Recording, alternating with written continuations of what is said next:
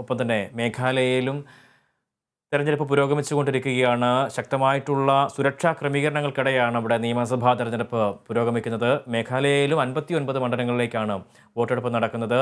3419 polling സ്റ്റേഷനുകളിലായി നടക്കുന്ന വോട്ടെടുപ്പിൽ 21 ലക്ഷത്തിലധികം വോട്ടർമാരാണ് അവരുടെ സമ്മതിദാന അവകാശം വിനിയോഗിക്കുക. രാവിലെ 7 മണി മുതൽ തന്നെ വോട്ടെടുപ്പ് ആരംഭിച്ചിരുന്നു. വൈകിട്ട് 4 മണി വരെയാണ് വോട്ടെടുപ്പ് നടക്കുക. വിശദാംശങ്ങളുമായി വൃന്ദയുണ്ട്. വൃന്ദ, മേഘാലയയിലും ഇത്തരത്തിൽ വലിയ രീതിയിലുള്ള പ്രചാരണ പരിപാടികളെല്ലാം തന്നെ നമ്മൾ കണ്ടിരുന്നു. പ്രധാനമന്ത്രി ഉൾപ്പെടെ വന്ന് ഈ പ്രചാരണ പരിപാടികൾക്ക് BJPയുടെ പ്രചാരണ പരിപാടികൾക്ക് നേതൃത്വം നൽകി. ഒപ്പം തന്നെ അവിടെ നേരത്തെ സൂചിപ്പിച്ചതുപോലെ തന്നെ തൃണമൂൽ കോൺഗ്രസിൻ്റെ ഒരു വരവ്, മൊത്തം ഈ ഒരു വടക്ക് കിഴക്കൻ സംസ്ഥാനങ്ങളിലെ ഒരു സാന്നിധ്യം കൂടിയുണ്ട്. അപ്പോൾ ഈ ഒരു സാന്നിധ്യം എങ്ങനെയാവും വോട്ടെടുപ്പിനെ ബാധിക്കുക, അല്ലെങ്കിൽ അതിനെ ഏത് തരത്തിൽ വിധി നിർണ്ണയത്തെ ബാധിക്കും? ഒപ്പം തന്നെ നിലവിലെ അവിടുത്തെ ഈ പോളിംഗ് ശതമാന കണക്കുകളൊക്കെ എന്തെങ്കിലും പുറത്തു വന്നിട്ടുണ്ടോ? എന്തൊക്കെയാണ് വിശദാംശങ്ങൾ? കനത്ത സുരക്ഷാ ക്രമീകരണങ്ങൾക്കിടയിലാണ് മേഘാലയയിലെ തിരഞ്ഞെടുപ്പ് നടക്കുന്നത്. മേഘാലയയിൽ 10 ലക്ഷത്തിലധികം സ്ത്രീ വോട്ടർമാരും 10 ലക്ഷത്തിലധികം പുരുഷ വോട്ടർമാരും മൊത്തം 21 ലക്ഷത്തിലധികം വോട്ടർമാരാണ് നിലവിൽ മേഘാലയയിൽ വോട്ട് ചെയ്യാനെത്തിയിരിക്കുന്നത്. 81,000-ത്തിലധികം കന്നി വോട്ടർമാർ ഇത്തവണ ഉണ്ട് എന്നുള്ളതും മറ്റൊരു വലിയ പ്രത്യേകത തന്നെയാണ്. മേഘാലയയിൽ സ്ത്രീ വോട്ടർമാരെക്കാൾ കൂടുതൽ പുരുഷ വോട്ടർമാരാണ് നിലവിൽ ഉള്ളത്. എന്നിരുന്നാൽ പോലും രാവിലെ തന്നെയുള്ള ഈ ഒരു വോട്ടെടുപ്പിൽ നിരവധി സ്ത്രീകൾ ഇവിടെ അണിനിരക്കുന്നുണ്ട്. ഈ എല്ലാ പോളിംഗ് ബൂത്തുകളിലും സ്ത്രീകളുടെ സാന്നിധ്യമാണ് ഏറ്റവും കൂടുതൽ കാണാനാകുന്നത് എന്നാണ് നമുക്ക് അറിയാൻ സാധിക്കുന്നത്. മേഘാലയയിൽ 60 സീറ്റുകൾ, നിയമസഭയിൽ 60 സീറ്റുകൾ ഉണ്ടെങ്കിലും 59 സീറ്റുകളിലേക്കാണ് നിലവിൽ മത്സരം നടക്കുന്നത്.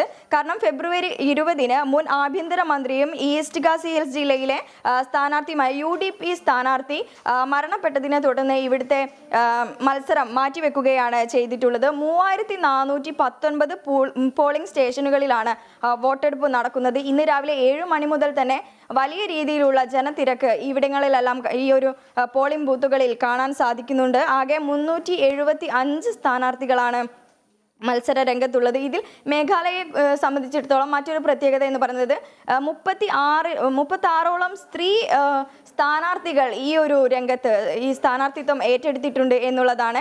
ഇതുകൊണ്ട് തന്നെ കോൺഗ്രസിന്റെ ഭാഗത്തു നിന്നു തന്നെ 10-ലധികം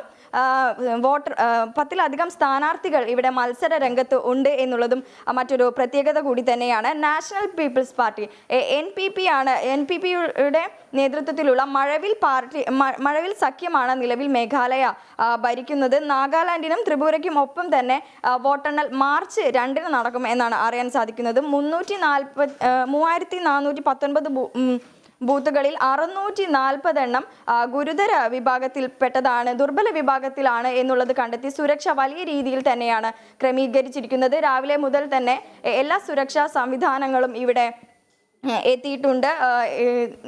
പ്രധാനമായും ഗോത്ര വിഭാഗങ്ങൾ ഉള്ള ഒരു സ്ഥലമായതുകൊണ്ട് തന്നെ നല്ല രീതിയിലുള്ള സുരക്ഷാ സംവിധാനങ്ങൾ ഇവിടെ ഒരുക്കിയിട്ടുണ്ട്. ഭരണകക്ഷിയായ NPP 57 സീറ്റുകളിലേക്കാണ് ഇവിടെ മത്സരിക്കുന്നത്. ഇത്തവണയും ഈ വോട്ടെടുപ്പിൽ നല്ല രീതിയിൽ ഒരു വോട്ടെണ്ണലിൽ നല്ലൊരു ശതമാനം ഇവർക്ക് ലഭിക്കും എന്നുള്ള ഒരു വിശ്വാസത്തോടു കൂടി തന്നെയാണ് NPP ഇവിടെ മത്സരിക്കുന്നത്. 57 സീറ്റുകളിലാണ് നിലവിൽ ഇവർ മത്സരിക്കുന്നത്.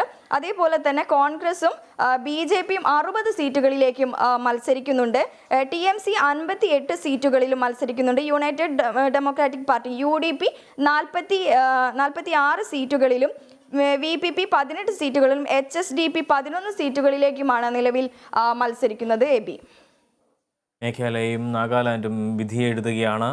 ശക്തമായ രീതിയിലുള്ള പ്രചാരണ പരിപാടികൾക്ക് ശേഷമാണ് ഇത്തരത്തിൽ പോളിംഗ് ബൂത്തിലേക്ക് ഇരു സംസ്ഥാനങ്ങളും എത്തിയിരിക്കുന്നത്. ഇരു സംസ്ഥാനങ്ങളിലെയും 59 മണ്ഡലങ്ങളിലേക്കാണ് തെരഞ്ഞെടുപ്പ് നടക്കുക. രാവിലെ 7 മണി മുതൽ ആരംഭിച്ച വോട്ടെടുപ്പ് ഇപ്പോഴും പുരോഗമിച്ചുകൊണ്ടിരിക്കുകയാണ്. രാവിലെ മുതൽ തന്നെ നിരവധി ആളുകളുടെ ഒരു ക്യൂ തന്നെ നമുക്ക് ഈ ഓരോ പോളിംഗ് സ്റ്റേഷനുകളിലും കാണാൻ സാധിക്കുന്നുണ്ട്. ശക്തമായ സുരക്ഷാ ക്രമീകരണങ്ങളെല്ലാം തന്നെ ഒരുക്കിയിട്ടുണ്ട്.